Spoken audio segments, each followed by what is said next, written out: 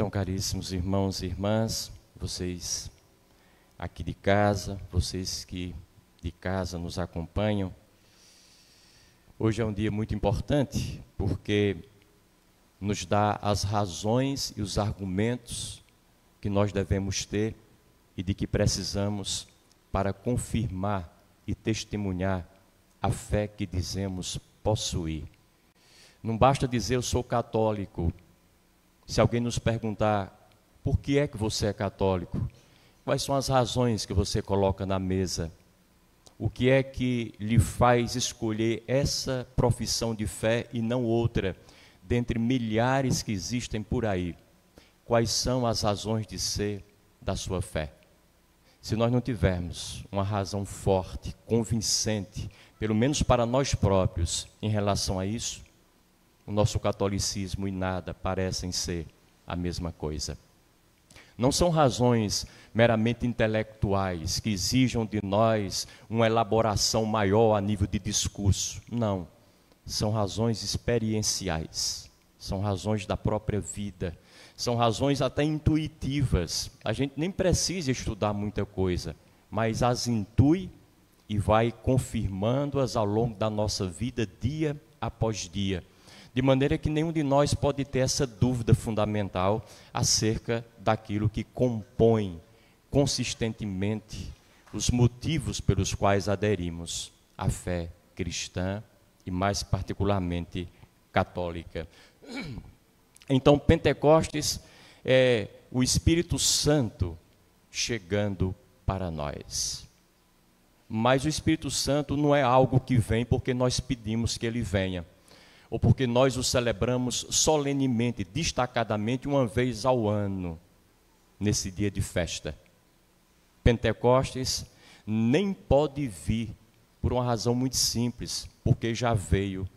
O Espírito Santo não pode chegar porque já chegou, já está, desde sempre esteve. Então, nós só precisamos despertar para ele, abrir-nos para ele, tomar consciência de uma vez por todas da presença dele em nós. Quando o fazemos, aí Pentecostes se torna realidade em nossas vidas. É como a luz do dia, um dia como esse que clareia muito cedo, quando a gente está em casa com as portas fechadas, janelas, e num quarto com as cortinas passadas, lá pelas 9h30 da manhã, 10 horas, o sol já está alto, mas para nós, no quarto, continua escuro, continua noite. É preciso abrir portas e janelas, tirar a cortina, para que a gente possa desbravar o horizonte na sua imensa claridade e resplandecência. É mais ou menos como o silêncio. A gente nunca pode pedir, até uma contradição, pedir para alguém fazer silêncio. Porque basta acabar o barulho que o silêncio já está. É a condição natural da vida e do mundo, da natureza, de nós próprios. Deus é assim, o Espírito Santo é assim. Basta calar, basta silenciar, basta escutar, basta abrir-se para essa presença e ele já está. Mas o grande salto que a gente tem que dar é exatamente esse, de uma consciência adormecida para uma consciência aberta, aclarada e capaz de acolhê-lo. Então, Pentecostes é no fundo a consciência da presença do Espírito Santo em nós, porque ele sempre esteve aqui. E é nesse sentido que a gente pode dizer que não existe evolução espiritual. Alguém não pode dizer não evoluir espiritualmente. São Paulo já dizia, e também os evangelhos, que o espírito está sempre pronto. A carne é que é fraca. O espírito está sempre evoluído no grau dele, no nível dele, na estatura dele. Agora, a nossa carne, compreendida aqui como corpo que tem várias dimensões, físico, racional, emocional, tem que crescer, tem que evoluir, tem que estar preparado, tem que estar capacitado para acolher essa incorporação do Espírito nela. Então não existe evolução, nem muito menos crise espiritual.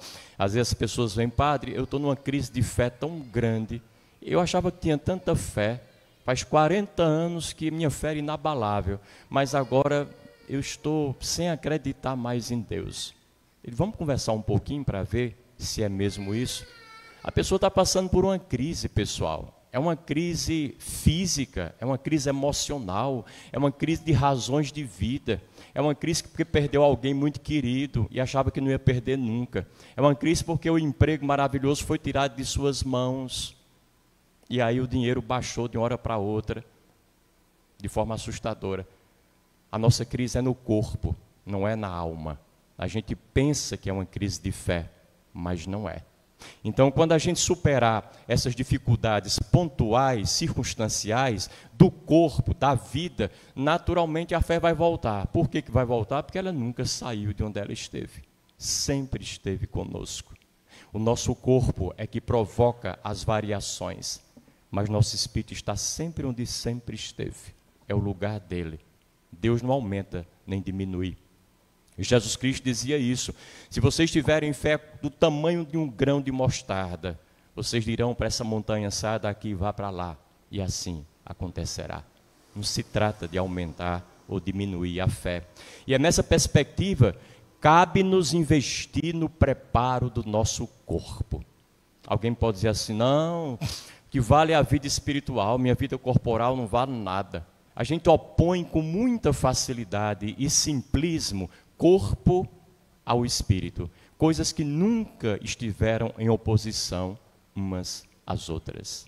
Porque vida espiritual não é uma vida que anda perambulando por aí nas alturas, que a gente não consegue pegar, tocar, que a gente não tem acesso a ela, distante de nós, diferente demais de nós. Vida espiritual é uma maneira da gente viver o espírito no corpo. É uma maneira de corporificar a consciência da presença de Deus em nós. Aliás, para quem gosta de uma boa leitura, tem um livro que já tem aí umas 2 décadas, que é exatamente esse título, Corporificando a Consciência. A nossa consciência, por mais sutil que ela seja, precisa de um corpo sólido. O corpo sólido não é um corpo atlético, não. É um corpo que se desenvolveu, capaz de acolher a dimensão maravilhosa do Espírito. Na verdade, a gente nem pode dizer, eu tenho fé, graças a Deus, louvado seja Deus, se a gente não estiver dizendo isso com o corpo. Tem que dizer com o corpo da gente. Quanto mais esse corpo estiver no seu eixo, no seu equilíbrio, com as funções para as quais ele foi designado a cumprir, mais e mais poderemos confirmar a nossa espiritualidade, o Espírito de Deus e a sua presença em nós. Então a vida espiritual nunca está ao alcance dos despreparados. Ou a gente se prepara, ou a gente não vai ter essa espiritualidade jamais. Assim, paradoxalmente, podemos dizer que só encontramos o Espírito quando cuidamos do corpo. Só encontramos o Espírito quando cuidamos do corpo. E aí nós percebemos que o nosso corpo não foi feito por Deus à toa. Porque se esse corpo não tivesse um merecimento, um lugar ao sol de destaque, uma finalidade, um propósito tão grandes quanto o Espírito, Deus não nos faria fisicamente falando.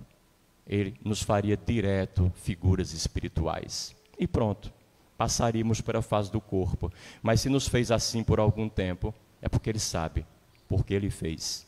E o que está fazendo, e qual é a missão que o corpo tem em nós, enquanto um mediador da presença do Espírito e um depósito, por assim dizer, desse próprio Espírito. No corpo é que o Espírito, de fato, ganha vida e vivacidade em nós. Vida espiritual não está em oposição à vida material. O ter nunca está em oposição ao ser. E a gente diz muito isso. Para ser, não é preciso deixar de ter. E muita gente que tem não precisa dizer que só tem, não pode ser. Essas coisas nunca estiveram em oposição. Vida espiritual é a matéria guiada por valores espirituais. A matéria guiada por valores espirituais. E é isso que é importante para nós. Então resta-nos treinar e adaptar o corpo para que ele possa viver as virtudes da alma. Viver as virtudes da alma. E aqui tem um adendo. Pentecostes também nos diz que nós temos o Espírito de Deus em nós. Logo, não há mais nenhum espaço dentro de nós para outro espírito. E eu digo isso porque popularmente a gente de vez em quando é desassossegado, interpelado sobre essas questões de doenças espirituais, de feitiços, de possessões. Ah, padre, eu trouxe meu filho aqui porque já levei para uns médicos e ele não melhorou nada. Eu tenho para mim, e uma vizinha minha já me disse, que o problema dele talvez seja espiritual. Fizeram um trabalho contra ele, contra nós. Nós temos aí umas pessoas que não gostam da gente. E aí, certamente, esse trabalho está influenciando. E ele acabou assimilando isso. Eu diria para vocês que, ora, fica descartada com Pentecostes a possibilidade de possessão e do seu correlato exorcismo. Não tem possibilidade de um espírito que não seja o Espírito de Deus nos possuir, nos habitar, invadir nossa privacidade. Ora, se o espírito de alguém que já morreu precisa de outra pessoa para que ele possa entrar nela e fazer suas traquinagens e peripécias, por que é que não fez tudo isso quando tinha seu próprio corpo? Vai ter que esperar morrer para poder entrar no corpo do outro? Não tem muita lógica isso. Então, o possesso, como nós percebemos, na verdade, não é o possesso. É uma pessoa que está doente, é uma pessoa que está em transe, está auto-hipnotizada, está fora de si e da sua consciência. E esses fenômenos são mais comuns e corriqueiros do que nós possamos imaginar, o tempo inteiro.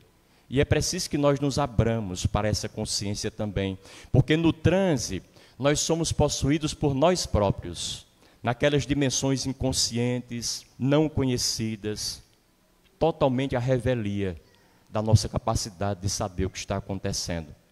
E até eu digo para vocês que se alguém aparecer assim, parecendo que está com o demônio no corpo, mudando a voz, falando alto, gritando, com uma força muito acima da sua força habitual, às vezes é uma criança, um adolescente muito franzinozinho, utilizem uma técnica de exorcismo, entre aspas, de deshipnotização muito simples. Pode ser feita pelo pai, pela mãe, pelo irmão, pelo vizinho, por qualquer um de nós que sabe disso. Se aproxima daquela pessoa, não precisa aproximar-se tanto, somente o suficiente para a pessoa estar nos escutando. Chama pelo nome dela e diz, fulano de tal, eu vou contar de 1 até 10 e você vai acordar. E vai se sentir muito bem aqui onde está.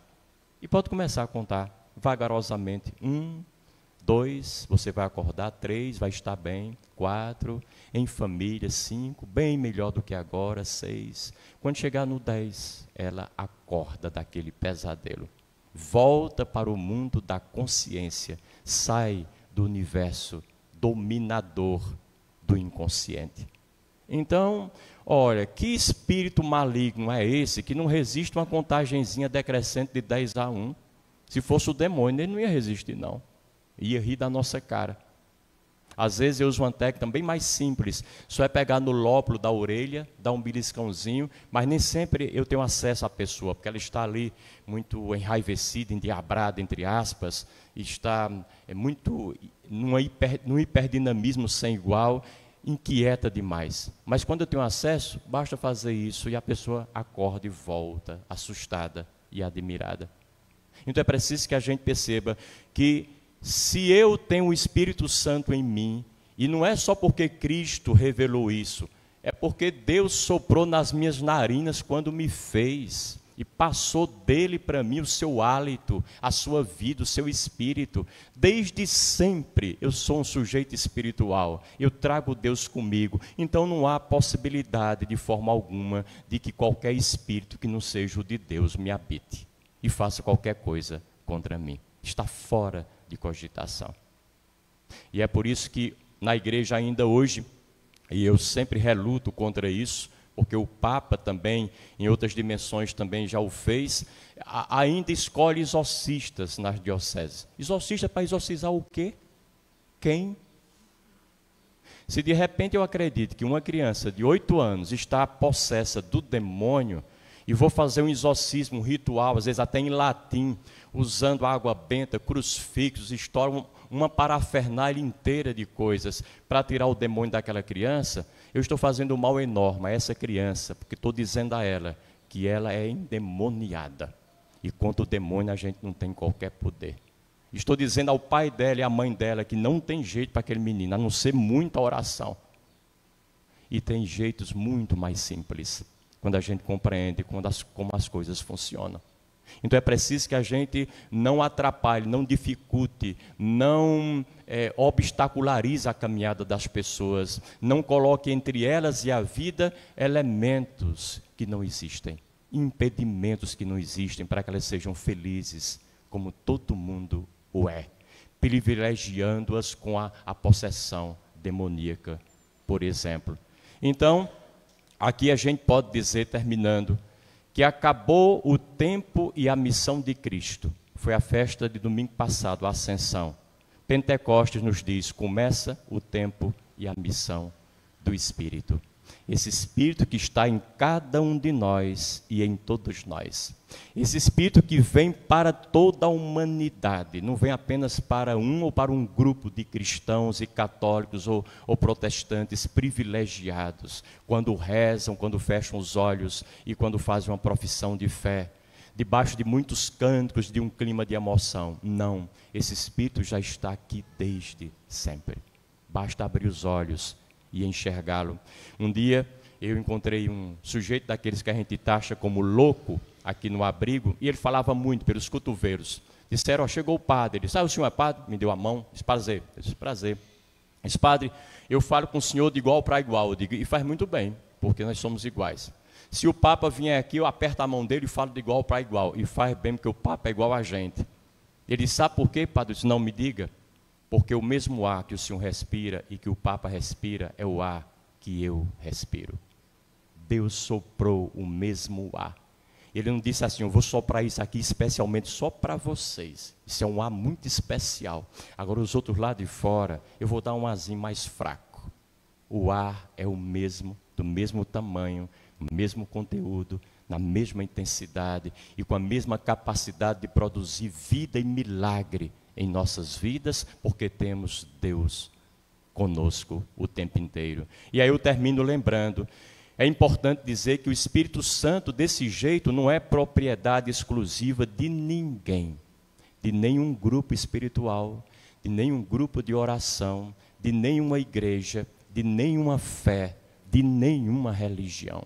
Graças a Deus que é assim, porque se fosse a gente ia manipular facilmente, porque nós somos egoístas e queremos tirar vantagem em tudo, e queremos dizer que somos melhores do que os outros o tempo inteiro.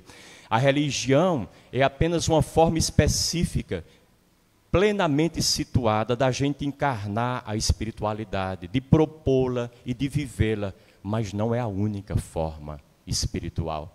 Então, Pentecostes não deve ser utilizado nem usado por nenhum de nós como coisa nossa, exclusiva nossa. Não pode ser usado para justificar ou confirmar só a fé cristã, a fé da nossa Igreja Católica e dos seus adeptos. Não pode, porque o sopro de Deus veio para todos, desde lá atrás. O Espírito Santo foi soprado igualmente para toda a comunidade humana. É um dom de Deus que potencialmente toda a humanidade possui. Pode ser que a maioria não tenha consciência disso, mas possui da mesma maneira. Não é apenas uma propriedade de 1,3 bilhões de católicos ou de 2,3 bilhões de cristãos, e sim pertence a 8 bilhões de pessoas. Cada um de nós manifesta o Espírito de uma forma única e original, mas manifesta. O grande desafio é que hoje, cada vez mais, um maior número de pessoas acorde para essa dimensão espiritual. E Pentecostes possa ser uma realidade celebrada não apenas entre nós que temos uma consciência mais aclarada, porque tivemos formação para isso, fizemos uma caminhada em busca disso, mas para uma multidão cada vez mais alargada. Aí sim, quando o Pentecostes for uma realidade maior, Deus estará presente também de maneira maior, integral, inteira, plena em toda a comunidade humana. O céu virá para a terra. Louvado seja nosso Senhor Jesus Cristo.